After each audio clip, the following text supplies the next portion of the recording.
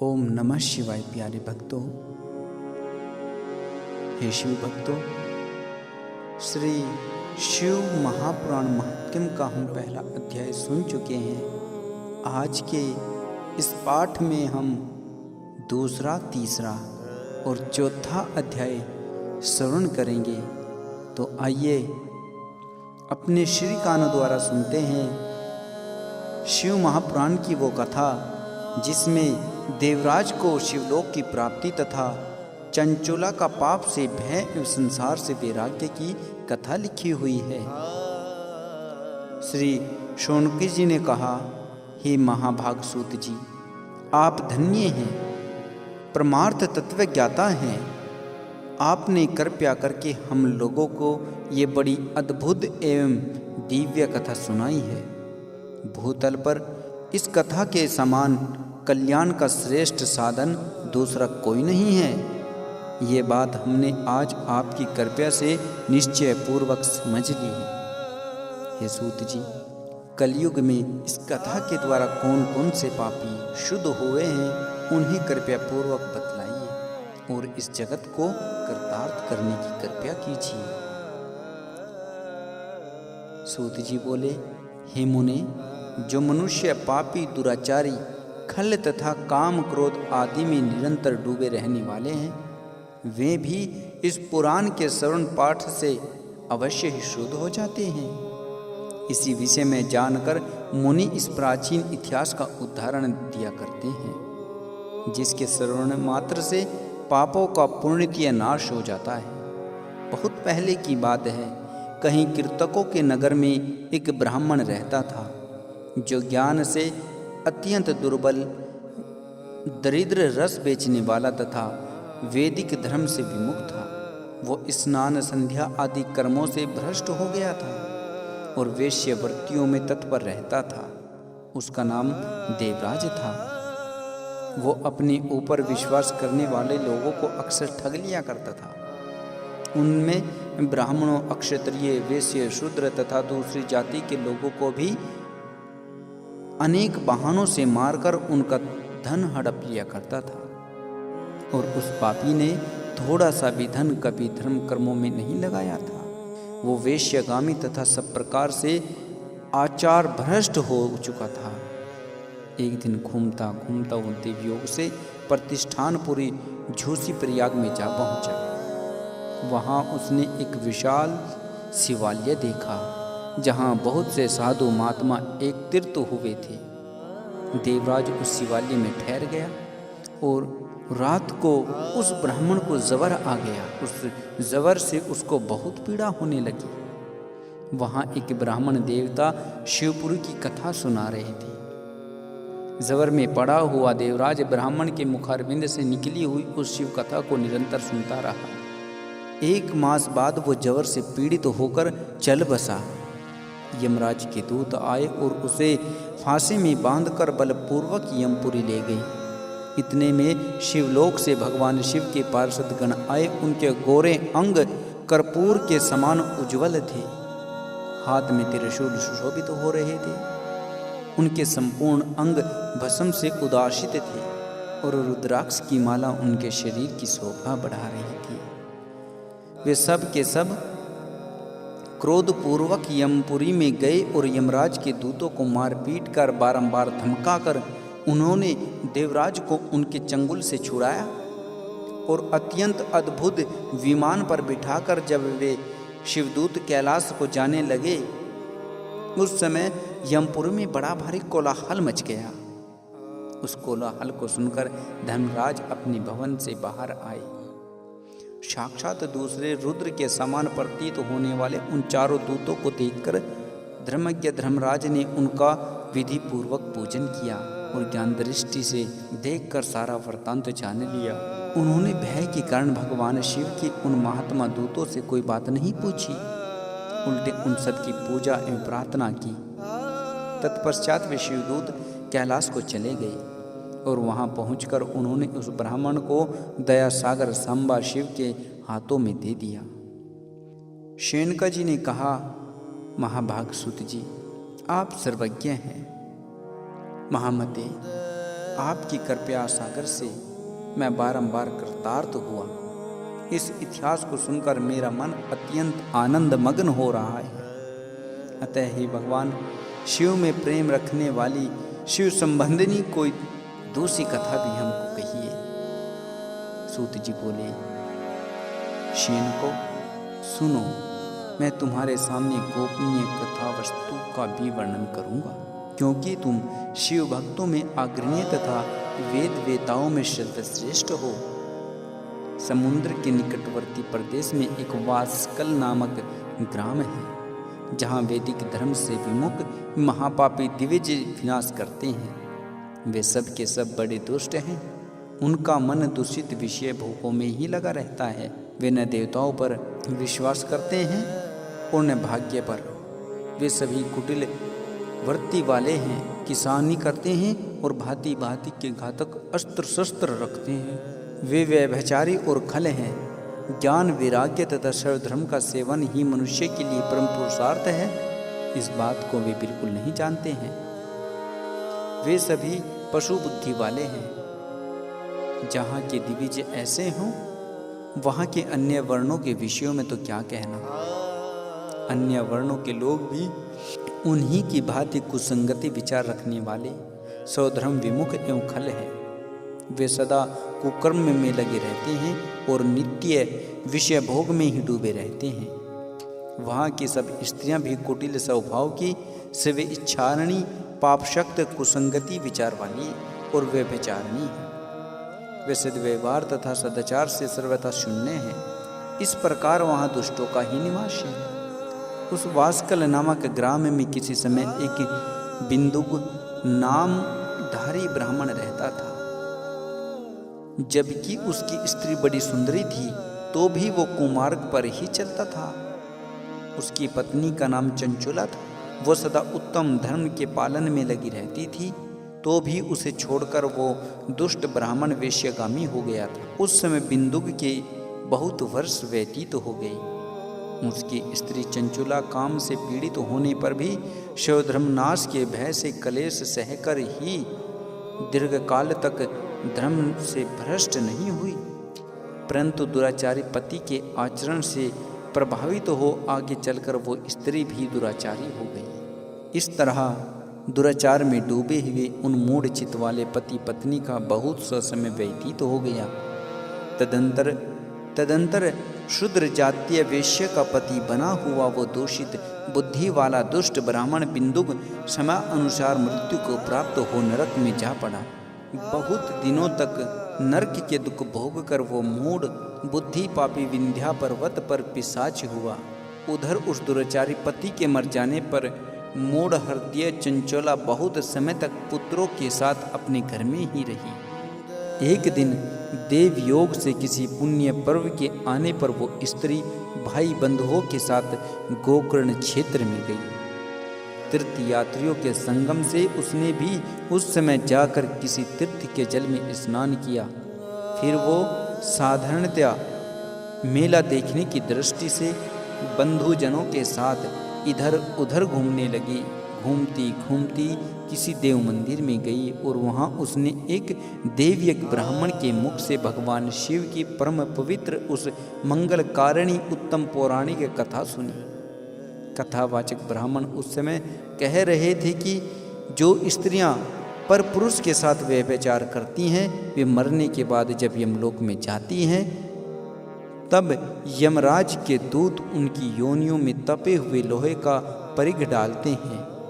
पौराणिक ब्राह्मण के मुख से जब ये वैराग्य बढ़ाने वाली कथा सुनी, तब चंचुला भय से व्याकुल हो वहाँ कांपने लगी। जब ये कथा समाप्त हुई और सुनने वाले सभी लोग वहाँ से उठकर चले गए, तब वो भयभीत नारी एकांत में शिव पौराणिक कथा बाँचने वाले उस ब्राह्मण देवता से मिली। चंचुला ने कहा, मैं अपने धर्म को नहीं जानती थी, इसलिए मेरे द्वारा बड़ा दुराचार हुआ है। हे स्वामी, मेरे ऊपर अनुपम कृपया करके आप मेरा उद्धार कीजिए। आज आपके वैराग्य रस से ओतप्रोत इन वचनों को सुनकर मुझे बड़ा भय लग रहा है। मैं कांप उठी हूँ और मुझे इस संसार से वैराग्य हो गया है। मुझ मूढ़ चित्त वाली पापनी को धिक्कार है।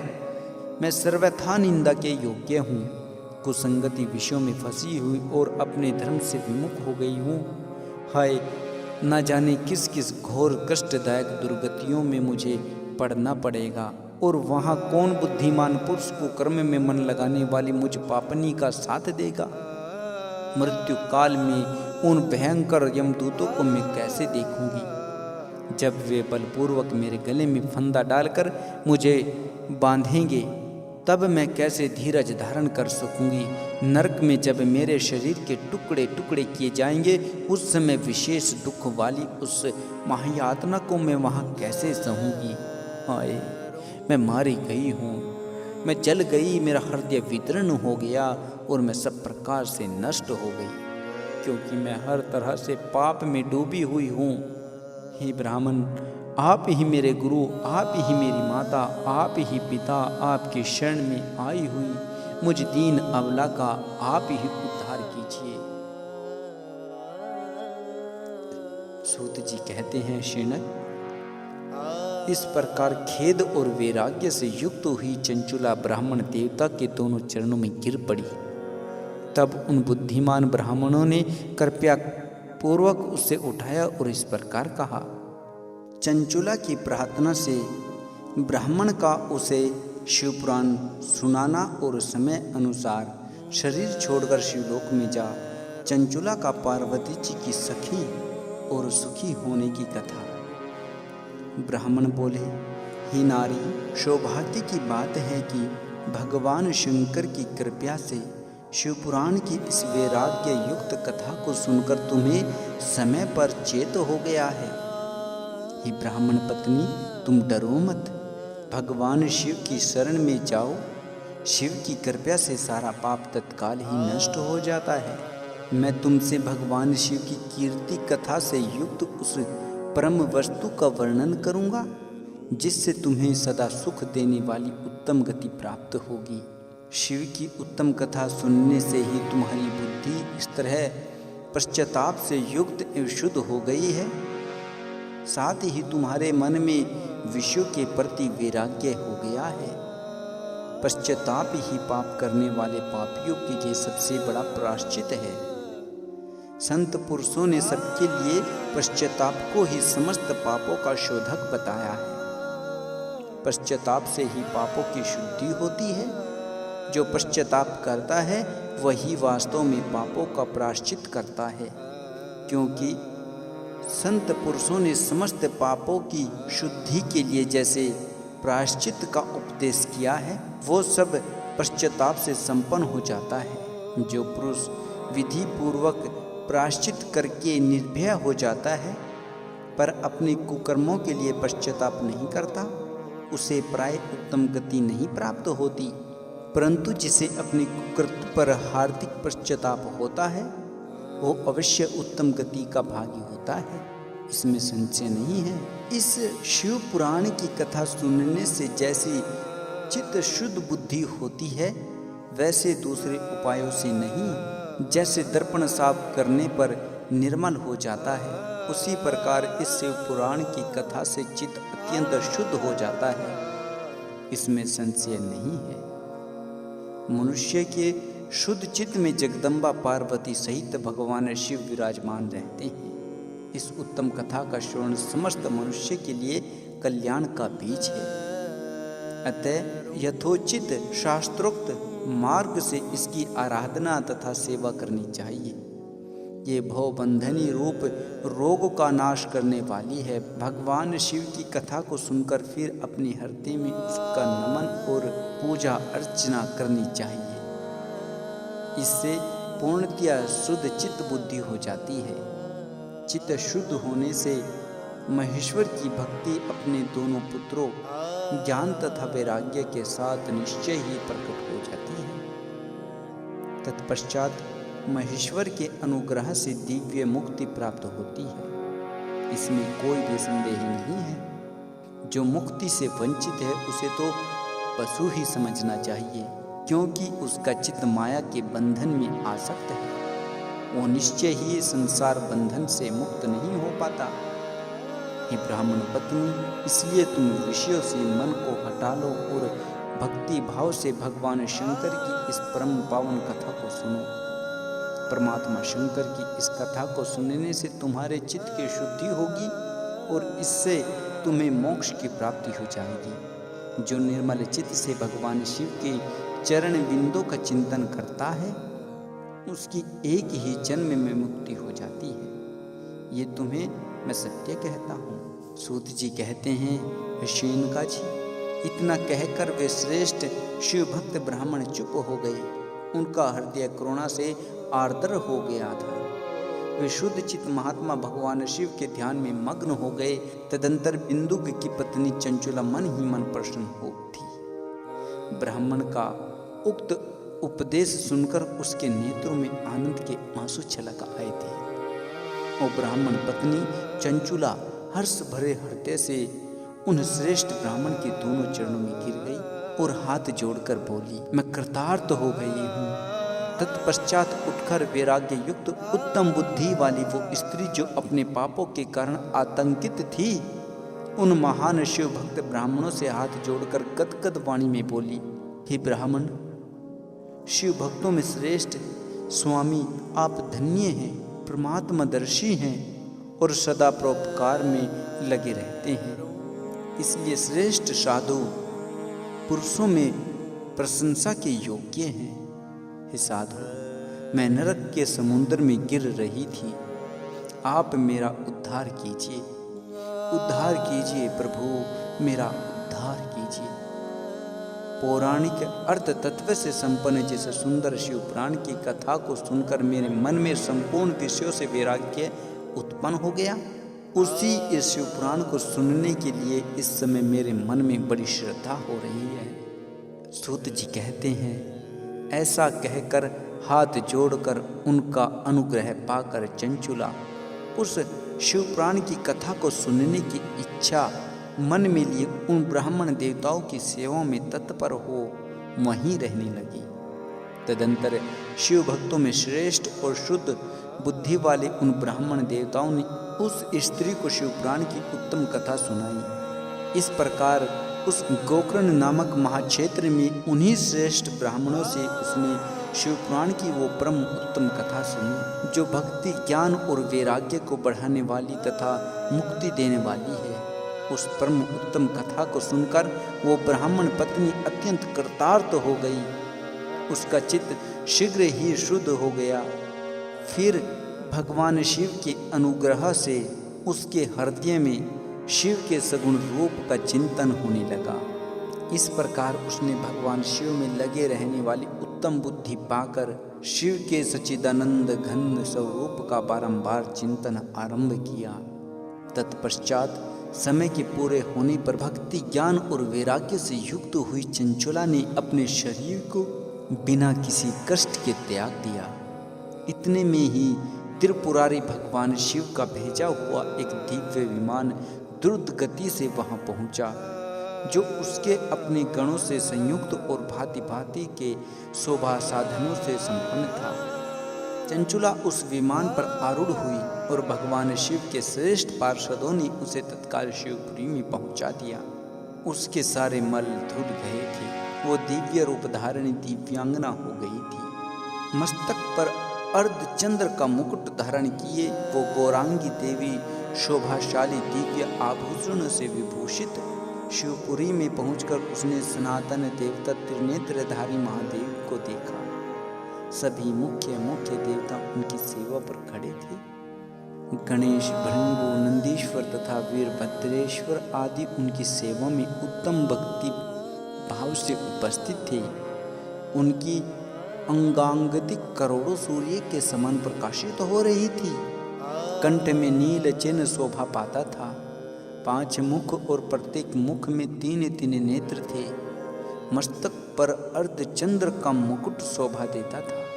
उन्होंने अपने वामांग भाग में गौरा जी को बिठा रखा था, जो विद्युत पुंज के समान प्रकाशित थी। गौरापति महादेव जी की कांति कपूर के समान गौर थी।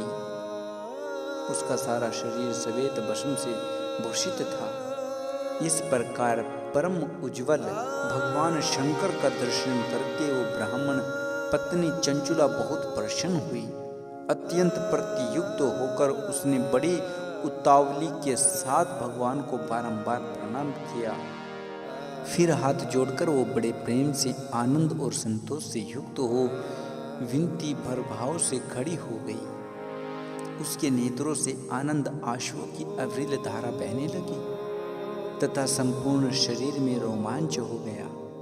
उस समय भगवती पार्वती और भगवान शंकर ने उसे बड़ी करुणा के साथ अपने पास बुलाया और सौम्य दृष्टि से उसकी ओर देखा। पार्वती जी ने तो दिव्य रूप धारणी बिंदु का प्रिया चंचुला को प्रेम पूर्वक अपनी सखी बना लिया। वो उस समय परम आनंद घन ज्योति स्वरूप सनातन धाम में अविचल विनाश पाकर दिव्य सौख्य से संपन्न हो सुख का अनुभव करने लगी। बोलिए त्रिनेत्रधारी शंकर भगवान की जय, माता पार्वती की जय हो। आज का पाठ यहीं पर समाप्त होता है।